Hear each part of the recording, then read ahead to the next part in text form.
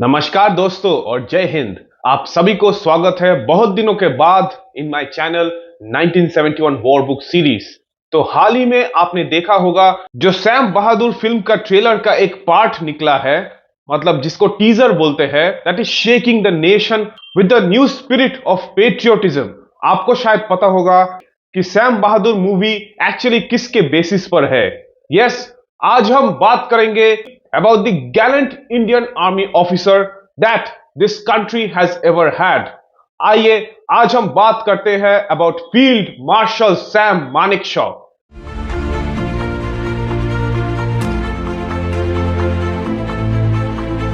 ये military genius और एक बहादुर सोल्जर और पेट्रियट को हम जानते हैं एज सैम बहादुर, जिन्होंने बांग्लादेश की आजादी के लड़ाई और पाकिस्तान के खिलाफ पाकिस्तानी फौज का धुलाई करने के लिए आज उनको हम इतनी ऊंची दर्जा पे रख के देखते हैं as the kind of military leadership we want to have today in present India.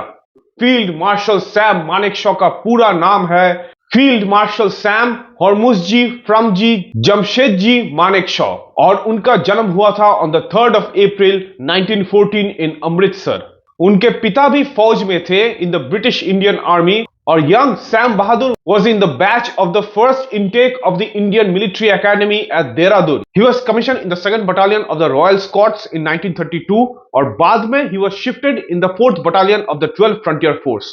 तब फ्रंटियर फोर्स के सारे regiment actually British Indian army के अंडर था, जो बाद में पाकिस्तान चला गया था आफ्टर द पार्टीशन ऑफ 1947। तो वो तो सेकंड लेफ्टिनेंट बन के कमीशन हुए थे, लेकिन बाद में वो कंपनी कमांडर भी बने थे और उनका डिप्लॉयमेंट हुआ था to fight the Japanese in Burma near the Sittang river. तो सितांग रिवर के जंग में उनको जापानीज के गोलियों के बौछार फेस करना पड़ा था and about half of his company was shredded and becoming casualties in the front of heavy Japanese medium machine gun fire. लेकिन उनके कंपनी ने पागोडा हिल में अपने ऑब्जेक्टिव्स को कैप्चर करना शुरू कर दिए थे और जापानीज को धीरे धीरे पीछे धकेलना शुरू कर दिए थे। लेकिन ये हीरो ऑफ सितांग रिवर को बहुत सारे गोलियां लगे थे and he fell to the ground. He was eventually evacuated, लेकिन डॉक्टर्स ये श्योर नहीं थे कि this young captain Manekshaw could ever be saved और नॉट।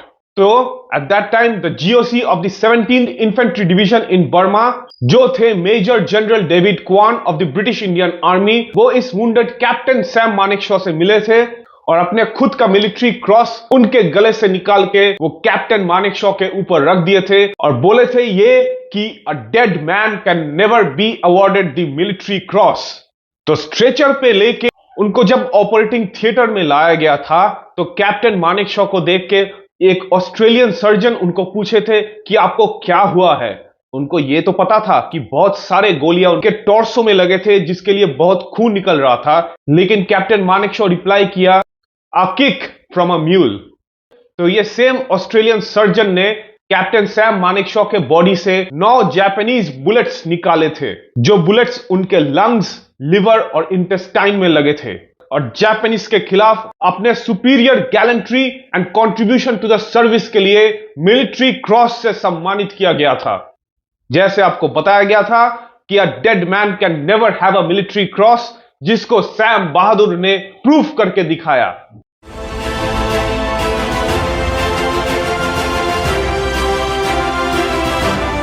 तो अभी हम दुश्मन के बारे में थोड़ा बात करते हैं। पार्टीशन तो हो गया था, भारत को अलग करके पाकिस्तान बनाया गया था, लेकिन सैम मानेकशॉ के अंडर एक जूनियर ऑफिसर भी काम करता था और ये ऑफिसर बाद में इन 1971 became the military dictator of the entire of Pakistan। इस जूनियर ऑफिसर का नाम था याह्या खान और जब पार्टीशन हो रहा था तब सैम मानेकशॉ के पास एक जेम्स बाइक था जिसका दाम अबाउट $1000 था eight that time of the currency. तो ये बाइक के लिए Yahya Khan approach Sam Manekshaw and he said that sir, Hindustan और पाकिस्तान तो अलग हो रहा है और हिंदुस्तान में आपको सब कुछ मिलेगा लेकिन पाकिस्तान में हमको कुछ नहीं मिलेगा, तो please can I have this bike, I will repay you the cost of the bike later on. तो सैम मानेकशॉ सोचा कि फाइन, ये तो मेरा जूनियर ऑफिसर ही है, so it's fine, he can take it, he may later repay it and I will not be having any need of it as of now. लेकिन this $1000 was never paid back by Yahya Khan तो अभी इस चीज का बदला लेने वाले थे Sam Manekshaw later after becoming a general in the Indian arm forces. He was shifted to the 8th Gorkha rifles और 1952 में he was promoted as brigadier and he commanded the 167 infantry brigade। इस ब्रिगेड को वो कमांड किए थे till 1954 और बाद में he took over as the director of military training at the army headquarters। In the rank of a brigadier he completed the higher command course from the Imperial Defense College and वापस आके he took over the command of the 26th Infantry Division, being promoted as Major General। In 1962 he was promoted as Lieutenant General and he commanded the 4th Corps। और 1969 में he was promoted as General and became the 8th Chief of the Indian Army Staff।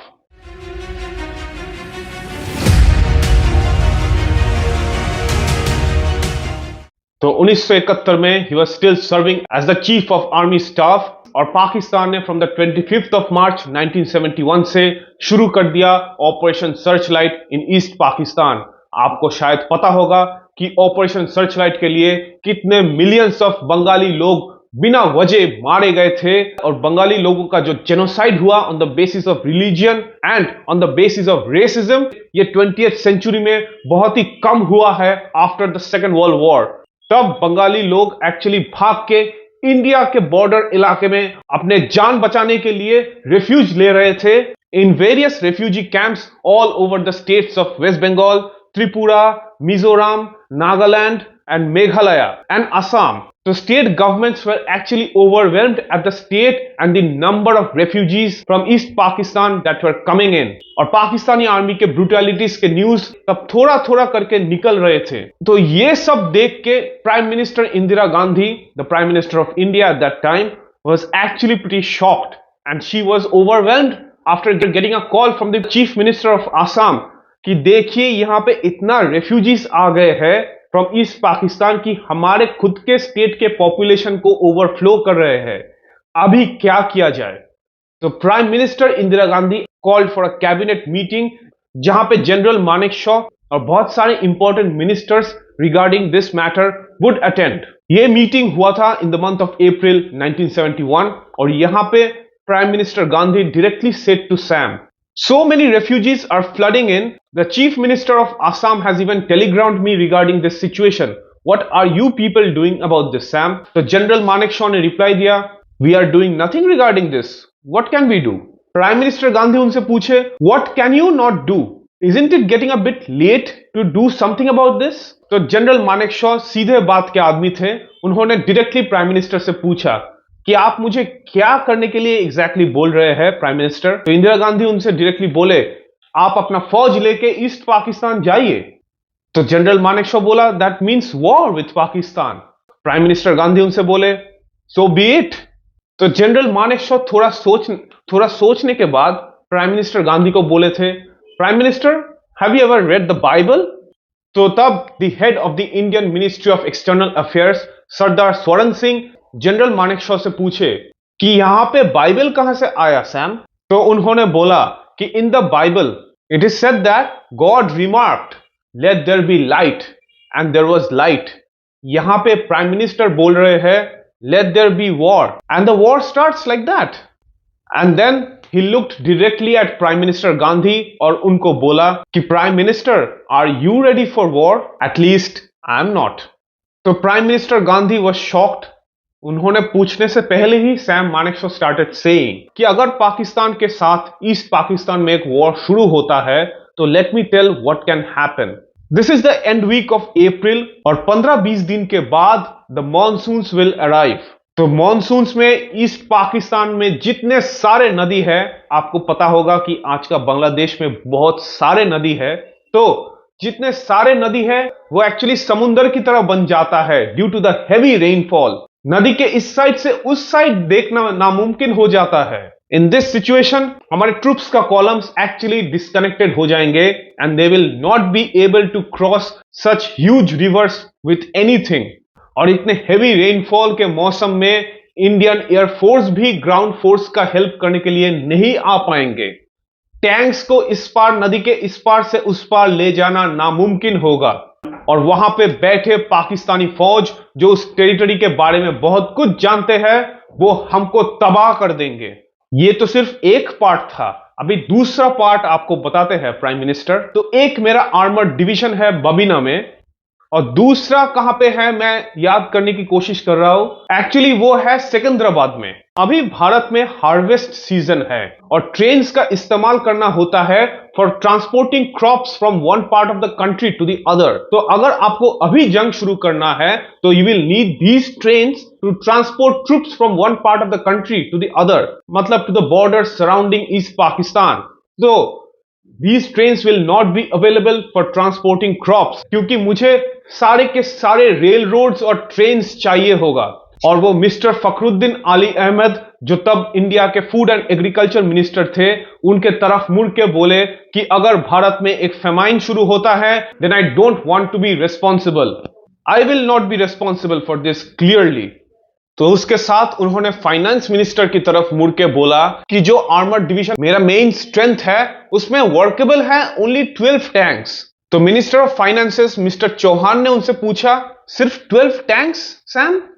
तो Sam Manekshaw उनको बोला कि इसका reason आप है sir. पिछले कुछ महीनों से मैं न्यू टैंक्स को एक्वायर करने के लिए उनके लिए बार्गेनिंग कर रहा हूं। तो मिनिस्ट्री ऑफ फाइनेंसेस में मुझे यह बोला गया था कि यहां पे पैसा नहीं है, तो इसके लिए देयर आर ओनली 12 टैंक्स। इसके बाद उन्होंने प्राइम मिनिस्टर गांधी की तरफ मुड़ के बोला कि miss prime minister, in 1962 instead of general Thapar, if your father Nehru ji मुझको ये बोलते थे to push out the Chinese, तो मैं उनको उस टाइम का प्रॉब्लम्स बताऊंगा, और आज मैं आपको आज का प्रॉब्लम्स बता रहा हूं। इसके बावजूद अगर आप मुझे बोलते हैं to get into East Pakistan with full force, then I can assure you a complete defeat. ये जंग जीतना नामुमकिन हो जाएगा। अभी आप ऑर्डर कीजिए। तो भारत के defence minister Jagjivan Ram general Manekshaw की तरफ मुड़ के बोले, सैम मान जाओ ना भाई। तो जनरल सैम मानेकशॉ उनको बोला कि मैं अपना प्रोफेशनल पॉइंट ऑफ व्यू से ये बात बता रहा हूं, अभी सरकार को डिसाइड करना है कि वो क्या करेगा।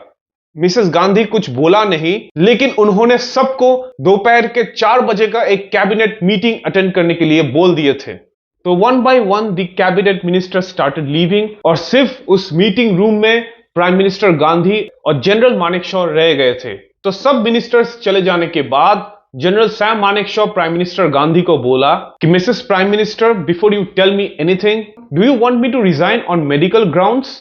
तो प्राइम मिनिस्टर गांधी उनको बोला, oh chief, just tell me कि आपने मुझे अभी जो बताया, इज इट राइट और नॉट? तो जनरल सैम ने बोला, यस एब्सोल्युटली, देखिए मेरा काम है जंग जीतने के लिए जंग लड़ना, क्या आप इसके लिए रेडी है? एटलीस्ट मैं तो नहीं हूं। क्या आप इंटरनेशनल और इंटरनल प्रेशर्स हैंडल करने के लिए रेडी है? मुझे तो नहीं लगता कि आप अभी रेडी है।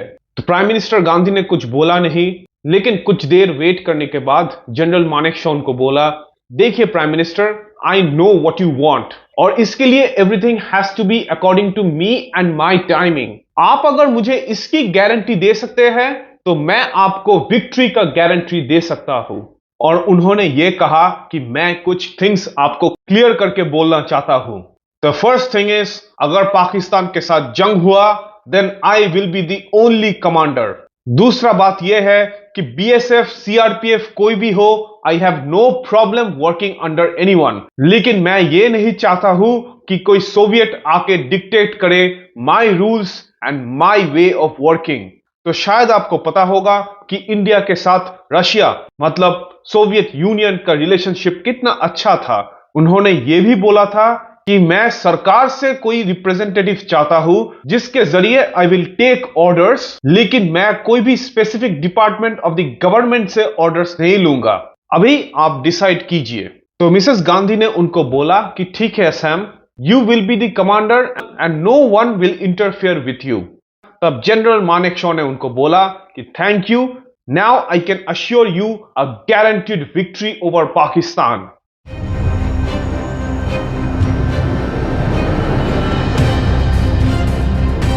तो जब जंग ऑफिशियली शुरू हो गया था तब जनरल मानेकशॉ ने फिर से मिसेस गांधी के साथ बात किया था। तब उस मीटिंग के बाद मिसेस गांधी ने उनको पूछा था कि Sam, are you ready? Sam ने उनको जवाब में यह बोला था, I am always ready Sweety.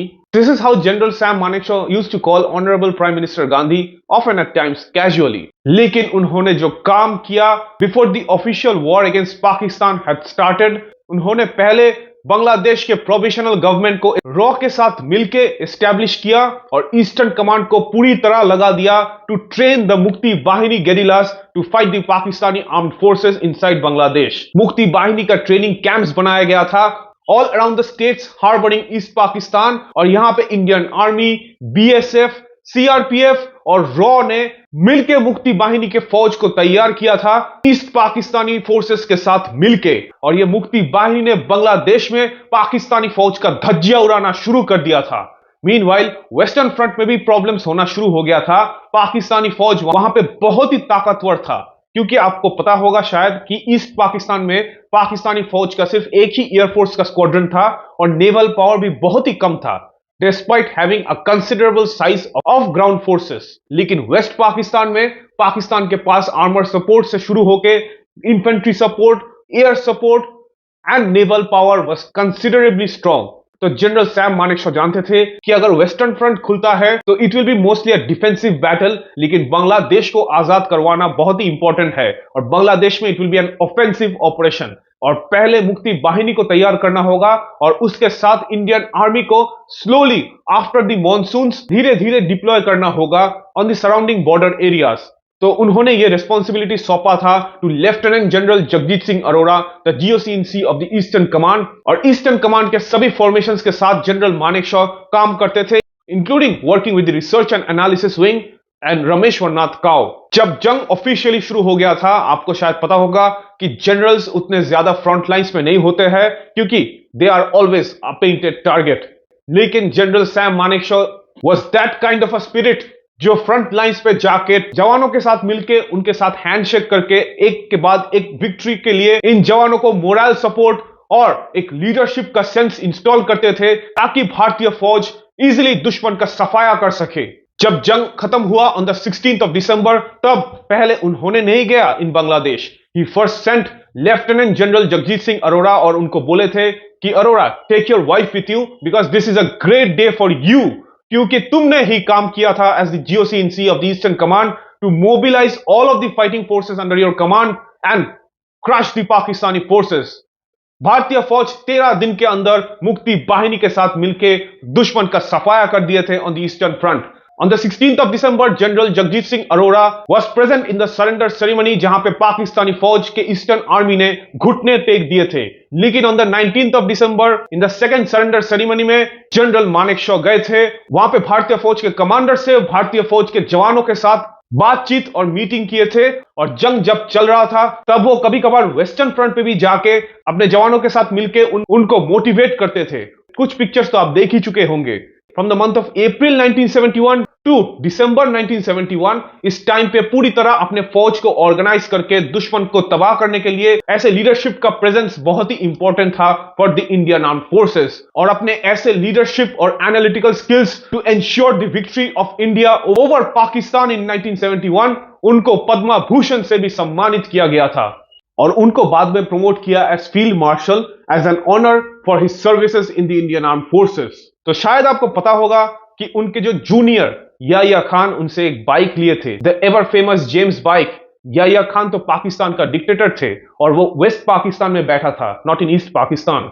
तो जब पाकिस्तान ऑफिशियली टूट गया था, बांग्लादेश बन गया था, तब in an interview general Manekshaw said that Yahya Khan ने तो मेरा $1000 पे बैक नहीं किया फॉर द जेम्स बाइक, लेकिन he did pay me back with half of his country. At very old and senile age उनको न्यूमोनिया हो गया था and he was admitted in the military hospital in Wellington, Tamil Nadu at 12:30 AM on the 27th of June 2008। उनका उम्र तब 94 years of age हो चुका था और उनका जो लास्ट वर्ड्स था, they were something like this. आपको पता होगा कि जब वो कैप्टन थे and he was almost dying, उनको 9 गोलियां लगा था जापानीज से, तब वो एक ऑस्ट्रेलियन सर्जन को बोले थे, nothing, just a kick from a mule. उनके लास्ट वर्ड्स यही थे, I am okay, just a kick from a mule. Field marshal Sam Manekshaw has immortalised himself in the vision of every patriotic Indian. General Sam Manekshaw ने जो किया for Bangladesh, इसके लिए Bangladeshis भी उनको याद करते हैं सम्मान के साथ। कुछ बांग्लादेशी मुक्ति वाहिनी फाइटर्स से मेरा बात हुआ था जो मुझे ये बोले थे कि they met general Sam Manekshaw in Dhaka right after the second surrender ceremony, जहां पे उन्होंने मुक्ति वाहिनी फाइटर्स के साथ भी हाथ मिलाए थे, इंक्लूडिंग मीटिंग द टॉप मुक्ति वाहिनी कमांडर्स। भारतीय फौज के कोई भी retired brigadier, major general, colonel जो उस रैंक पे कैप्टन या लेफ्टिनेंट या मेजर थे, they also remember him as a highly respectable individual जो सबके साथ मिलके सबको इक्वली ट्रीट करते थे, including the prisoners of war of Pakistan जो भारत के पास कैप्चर्ड हुए थे, ऑल 93,000 ऑफ देम। पाकिस्तानी फौज के ऑफिसर्स और जेसीओस के साथ भी वो प्रिजनर ऑफ वॉर कैंप्स में मीट करने जाते थे और उनसे ये पूछते थे कि क्या उनका ट्रीटमेंट अच्छा हो रहा है in the prisoner of war camps, क्या खाना ठीक ठाक मिल रहा है, आर दे कंफर्टेबल। ऐसा रिस्पेक्ट था of a general to ordinary captured Pakistani जेसीओस, सोल्जर्स एंड ऑफिसर्स। अगर आपने थोड़ा बहुत हिस्ट्री पढ़ा है तो you must know how a captured military personnel और an entire army is treated by the victors. अगर वर्ल्ड वॉर 2 का कुछ आपने पढ़ा है, you will know the brutality inflicted upon prisoners of war. लेकिन general Sam Manekshaw and the Indian armed forces ने दिखाया कि कैसे दुश्मन का ट्रीटमेंट करना चाहिए according to the Geneva conventions, कैसे उनको रेस्पेक्ट करना चाहिए despite their loss and despite us winning the war. General Sam Manekshaw को एक पाकिस्तानी जेसीओ ने यह बोला था कि साहब, आप जैसे हमको ट्रीट कर रहे हैं, आप आके जैसे हमको पूछ रहे कि खाना ठीक ठाक है कि नहीं, कि कोई खटमल तो नहीं है, ऐसा केयर और ट्रीटमेंट तो हमारा पाकिस्तानी ऑफिसर्स हमसे नहीं करता। अभी पता चला कि आपकी फौज क्यों जीती है। हमारे पाकिस्तानी फौज में तो ये अफसर लोग अपने आप को नवाबजादे समझते हैं। तो this is the respect even shown by the enemy towards field marshal Sam Manekshaw. तो ऐसे एक भारतीय आर्मी ऑफिसर जिन्होंने अपने देश को इतना कुछ दिया, जिन्होंने अपने देश को उस हाइट्स पे लेके गया after the greatest victory in the 1971 war, ऐसे भारतीय army officer field marshal Sam Manekshaw को मेरा दिल से सलाम। अगर आपको ऐसे ही मिलिट्री हिस्ट्री वीडियोस और डॉक्यूमेंट्रीज देखना पसंद है तो please like and subscribe to my channel. Thank you for listening.